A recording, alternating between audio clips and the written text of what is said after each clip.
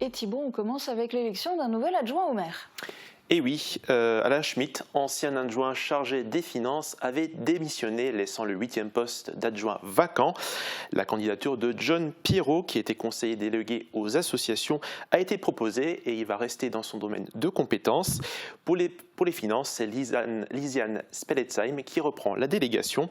Alors la proposition de cette candidature de John Pierrot en tant qu'adjoint aux associations a fait réagir l'opposition et notamment Pascal Leichnam. Vous avez la réponse du maire Benoît Kiefer qui suit tout de suite après. Donc si aujourd'hui vous nommez un délégué adjoint, ça va faire 3 adjoints et 2 délégués qui s'occupent du même poste que j'ai pu faire avec à l'époque des résultats. Donc je vous dirais que c'est un peu beaucoup dans ce domaine-là. Et comme vous dites, il n'y a pas grand-chose qui a changé. Il y a toujours le même nombre d'associations.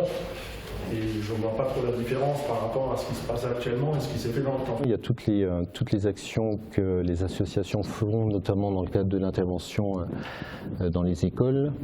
La sollicitation qui continue pour les manifestations qu'on organise, comme le Sentier des Lanternes ou les manifestations de l'été qui n'existaient pas préalablement, où les associations sont invitées aussi, sont sollicitées. Donc je crois qu'il faut remercier l'ensemble des bénévoles d'être présents, mais il faut aussi de l'autre côté qu'on puisse répondre à l'ensemble des demandes, et pour ça, ça prend du temps.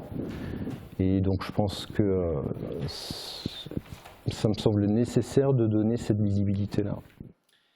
Aucun autre candidat ne s'est proposé. L'équipe municipale procède donc à l'élection et c'est John Pierrot qui a été élu à ce nouveau poste avec 19 voix, 7 blancs et 2 nuls. Il garde donc son domaine de compétences. Et puis alors, autre point, la ville de Bitche, comme finalement pas mal de communes, y compris dans le secteur, se lance dans un vaste chantier de ce qu'on appelle le relamping, c'est ça? Oui, alors c'est un terme un peu angliciste, mais alors le relamping, c'est tout simplement en fait le changement d'éclairage public. On passe d'un éclairage au sodium à de l'éclairage LED, et la municipalité souhaite diminuer fortement sa consommation énergétique et diminuer aussi la pollution lumineuse dans certains endroits. Alors ces travaux viennent s'ajouter en complément aux travaux de requalification du centre-bourg. Pour l'instant, un plan de financement prévisionnel a été établi. Le montant total est prévu à hauteur de 86 283 € et la municipalité souhaite solliciter la DETR, donc la dotation des équipements des territoires ruraux, à hauteur du maximal, c'est-à-dire 40%, donc qui vont solliciter l'État. Et la commune pourra aussi bénéficier de ce qu'on appelle les certificats d'économie d'énergie qui pourront apporter aussi à peu près 10 000 €. Alors ça, c'est pour le financement, mais concrètement, qu'est-ce qui va être changé? Alors c'est un chantier qui va se dérouler sur 5 phases et pour la première, 193 luminaires sont à changer. Un appel d'offres a bien sûr été lancé, 4 entreprises ont répondu à cet appel et suite aux analyses par les services techniques de la ville, c'est la régie d'électricité de Bitche qui a été retenue. Et puisqu'on parle de lumière, il me semble qu'ils ont aussi évoqué les fameuses lanternes des Noëls de Moselle. Oui, la ville de Bitche, l'année dernière, a été retenue par le conseil départemental de la Moselle pour être l'une des 4 étapes de la route des lanternes. L'équipe municipale a souligné le succès qu'avait eu cet événement l'année dernière et donc a reconduit la convention pour les avoir à nouveau cette année. Sur un point comme ça, je pense qu'en général, c'est facile d'avoir l'unanimité, mais on va passer maintenant au point qui a suscité finalement le plus d'échanges durant ce conseil. Et oui, il s'agit de l'écolotissement de la maison de l'enfant. Aujourd'hui, vous avez 17 parcelles qui sont dessus et 2 maisons sont sorties de terre à peine, alors que l'écolotissement existe depuis 2015. L'attractivité n'est donc pas au rendez-vous et je vous propose d'écouter le maire Benoît Kiefer à ce sujet. Le dossier de l'écolotissement comprenait notamment un règlement, mais aussi un cahier de charges. Qu'aujourd'hui, cet écolotissement doit clairement être adapté aux besoins et aux demandes des éventuels acquéreurs que l'on rencontre et qui finalement, compte tenu des contraintes qui figurent dans l'actuel règlement de lotissement, ne souhaitent pas acheter de parcelles et donc construire à cet endroit. Il a donc été proposé au Conseil de modifier le règlement pour alléger les contraintes, les règles de construction. Alors, qu'est-ce qui freine concrètement dans ce règlement? Eh bien, c'est la construction sur une partie des parcelles de limite en limite, donc qui impose une double mitoyenneté.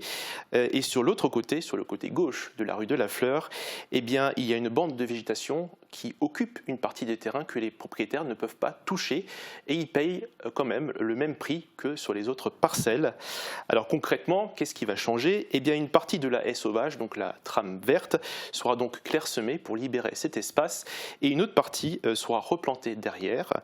Et les particuliers peuvent maintenant acheter 2 parcelles pour avoir un terrain beaucoup plus grand et donc éviter une mitoyenneté. Alors avec ces modifications, eh bien, 3 couples sont venus auprès de la mairie de Bitche et sont intéressés pour acheter. Il y a des membres de l'opposition qui ont réagi sur l'occupation sur l'espace qu'occupe cette haie et je vous propose d'écouter du coup Francis Vogt et vous avez la réponse du directeur des services techniques et du maire tout de suite après. Je pense qu'à un moment donné, moi personnellement, et je pense qu'autour de la table, il y en a plus d'un qui réfléchirait en disant j'achète une parcelle et donc une partie que je paye au prix fort, je ne pourrais pas utiliser. C'est ça le gros problème. Je pense qu'aujourd'hui, vendre une parcelle à un même prix, à un prix unique sur la totalité de la parcelle et que, allez, on va dire 20% ou 25% ils ne pourront pas utiliser, c'est pénalisant. Aujourd'hui, je peux vous dire que les gens qui sont venus, ce n'était pas un frein. S'ils avaient la possibilité d'avoir la constructivité sur la partie en haut de talus, comme vous le dites, et il y a encore un peu de recul avant le début du talus. Aujourd'hui, la difficulté, c'est que la haie, elle a mangé et elle arrive bien au-dessus du talus avec beaucoup de mètres. Ça, c'était pas un frein pour les gens. Vous avez raison sur le principe que vaut mieux avoir un terrain de plein pied et pas avoir de difficulté sur zéro. Les gens vont peut-être privilégier la partie droite au préalable, mais c'était pas une difficulté pour eux. C'était pas une difficulté pour eux.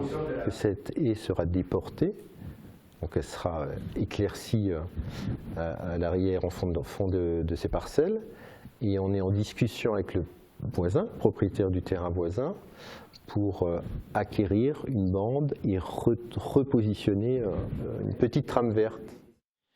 Résultat du vote, eh bien, le point a été adopté, mais il y a quand même eu 2 abstentions du coup, durant ce vote. Ça, c'est pour la partie règlement, donc pour la partie texte. Mais il y a aussi, comme l'avait dit le maire, un cahier des charges à respecter dans cet écolotissement.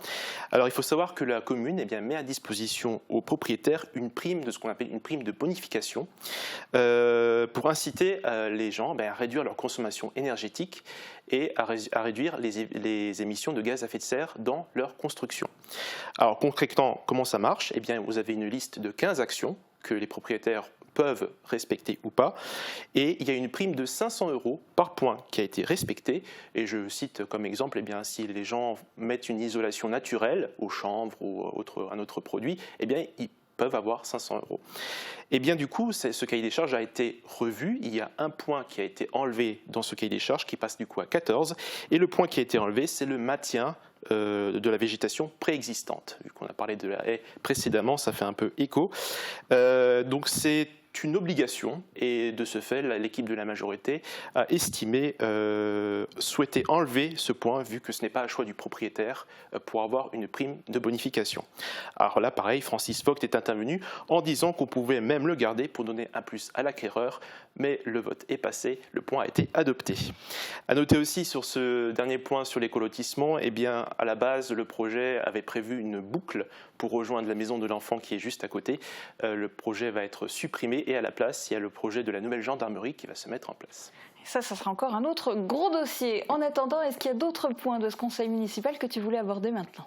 Oui, alors quelques petits détails. À la toute fin du conseil, eh bien, l'équipe municipale a réaffirmé le souhait de rester membre du SDEA.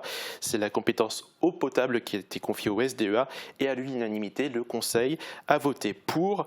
Et le dernier point, et ça fait écho aussi à l'avenue du restaurant McDonald's sur la rue Jean-Jacques Kieffer, eh bien la ville a voté l'acquisition d'une parcelle pour installer un poste de transformation électrique pour justement renforcer la distribution d'électricité dans cette rue. Eh bien, merci beaucoup Thibaut de nous faire partager comme ça l'ambiance et puis les décisions qui sont prises au conseil municipal de Bitche.